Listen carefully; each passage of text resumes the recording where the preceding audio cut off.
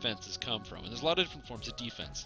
And this is a very important topic, and so I hope you just bear with me for a second while I talk about some convoluted stuff. So, where do your defenses come from? Well, your defenses are generally labeled right here on your character sheet. So, hit points, one big defense, saves you a lot of damage. When you have a lot of life, if somebody hits for 200, well, if you got 400, you're still alive, so that's a great defense. Armor class. Thanks for watching, Peanut Soup McMuffin. I don't know if that would taste good, but maybe I'll try it. Let's see. Armor class. Armor class is kind of a defense. The problem is the way they made it. There's a chart you can actually look at. Most monsters will be able to hit you based regardless of your armor class. Pretty much no matter how high it is. You need something in like the 120 to 150 range to even feel kind of comfortably safe. So armor class isn't really a great option. On this same page is dodge. Dodge is fantastic if it's based on your max dex bonus. So if you keep your dodge up, dodge is better than armor class more likely because you can rely on it a bit better because it gives you a concrete number of exactly how much dodge chance you have against each monster. The only monsters that have dodge penetration are champion monsters, and even then I don't even know if they can have dodge penetration. Your next form of defense is obviously your saves. High saves, you don't fail effects, so that's fantastic. And then your last form of defense is your physical and magical resistance ratings. Physical and magical resistance ratings are awesome. The more physical and magical resistance rating you get, the better you do, so great. So where am I going with all this? Talking about all the defenses. Also your base resistances. And then also, I forgot, concealment, so like blur and displacement, and then incorporeal concealment from certain items. Well, we're going to look at the Swashbuckler here. So Swashbuckler is an interesting character class design. One, it's cool. The idea of like running around with like a scimitar and like a buckler, like a some kind of shamshir, and being like and like swashbuckling your way through stuff. I mean, obviously it's a lot of rapiers, but it's really cool concept. But there's a problem here. So Swashbuckler makes you really tanky, but it doesn't feel like it does, but it does. So right here we start off passive, 1% dodge and max dex bonus per Swashbuckler core ability you have. Max dex bonus affects your dodge. So your dodge cap is based on is 25, and it goes up with your max dex. So that's great. So if you have all of these, most people don't, but if you did, that would be 6 extra dodge and dodge, like max dodge. So that's fantastic. Then you get swashbuckling. While you are swashbuckling, it affects your weapons, but that's not really the big thing. Uncanny dodge, which gives you a clicky you can use that gives you 25% dodge. So that stacks with all your other dodge sources. That's amazing. Panache doesn't give you dodge. Oh, it does it? No, it doesn't. Roll with the punches doesn't give you dodge. It gives you 5 to dodge cap. So your dodge cap would go from 25 to 30. So that's a lot. And then finally you have evasive maneuvers, which surprisingly, even though it's called evasive maneuvers, doesn't give you dodge. But whatever, that's fine. Is that really important? Well, on your toes, plus 3 dodge. So for 3 points you get 3 dodge, 3% chance not to be hit.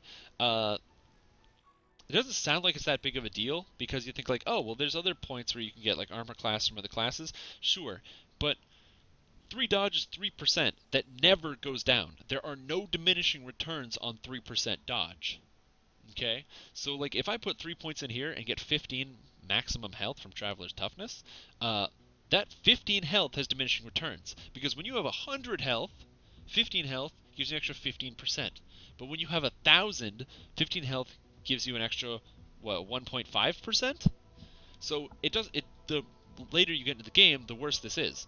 This doesn't get worse, because dodge just gets better as you level up more. Dodge is actually worse early game, and it gets better late game. So then we move on to our next page, deflect arrows, which is whatever. So you get fast movement, so 1% for each bard level you have. Imagine you had 20 bard levels, that's 20% extra movement speed, that's going to stack with all the other movement effects. That's even faster than the tank movement speed effect that you get from being a tank, so that's really fast. Mobility in this game is fantastic, because mobility pretty much means you can dodge all the spells and effects in the game. Kind of important. And yeah. So then let's move up to our next row. Where do we got? Resonant Arms, no swashbuckling style. So swashbuckling style.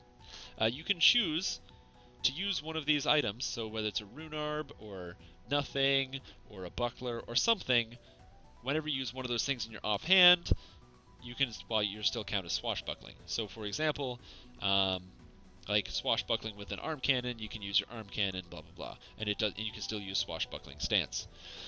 But if you happen to have a buckler, it gives you 10% dodge.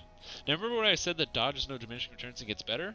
Well, this is pretty good, because with just this point and this point, you've got 13% dodge.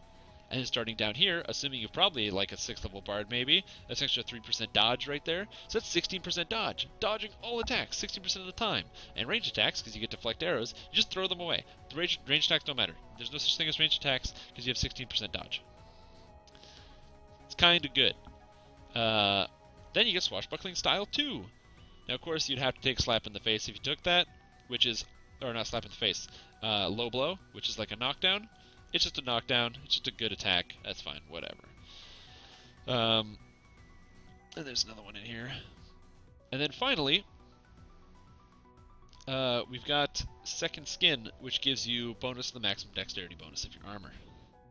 So, with all of this together, you're looking at just out of one tree on one character, 19% dodge. So it's not including items, which can give you like an extra 10% or anything. It's not including Epic Destinies, which give you even higher. And it's not including effects like Legendary Dreadnought, which can get you even higher, raising your dodge cap ridiculous amounts. And then you get the Uncanny Dodge buff.